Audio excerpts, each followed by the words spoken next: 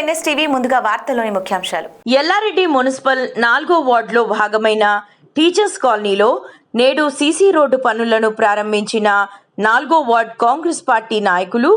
ఈ సందర్భంగా వారు మాట్లాడుతూ, ఎమ్మెల్యే గారు గెలిచిన కేవలం 18 నెలల కాలంలోనే మా వార్డుకు సీసీ రోడ్డు, డ్రైనేజీలు శాంక్షన్ చేయించినందుకు ఎమ్మెల్యే మదన్ మోహన్ గారికి ప్రత్యేక కృతజ్ఞతలు తెలిపారు. ఈరోజు ఎల్లారెడ్డి మున్సిపల్ పరిధిలోని 4వ వార్డులో భాగంగా ఇక టీచర్స్ కాలనీలో గౌరవ శాసనసభ్యులు మదన్ మోహన్ అన్నగారి ఆదేశానుసారం సీసీ రోడ్లు వేయడం జరుగుతుంది.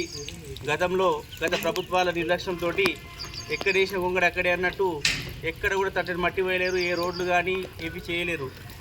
మీరు ఏ నమ్మకంతో అయితే ఓటేసి మదన్ మోహన్ అన్నను కాంగ్రెస్ ప్రభుత్వాన్ని గెలిపించారో ఆ నమ్మకాన్ని మమ్ము చేయకుండా గెలిచిన 18 నెలలు అవుతుంది.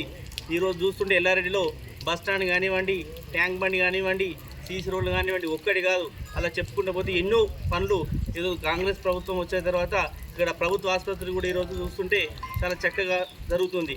మదనన్న గెలిచిన తర్వాత కాంగ్రెస్ ప్రభుత్వం వచ్చిన తర్వాత ఇలాంటి అభివృద్ధి పనులు జరుగుతున్నాయి.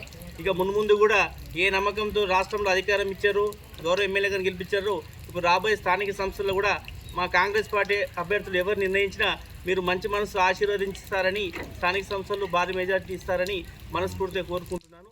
మదనన్న నాయకత్వం, కాంగ్రెస్ పార్టీ.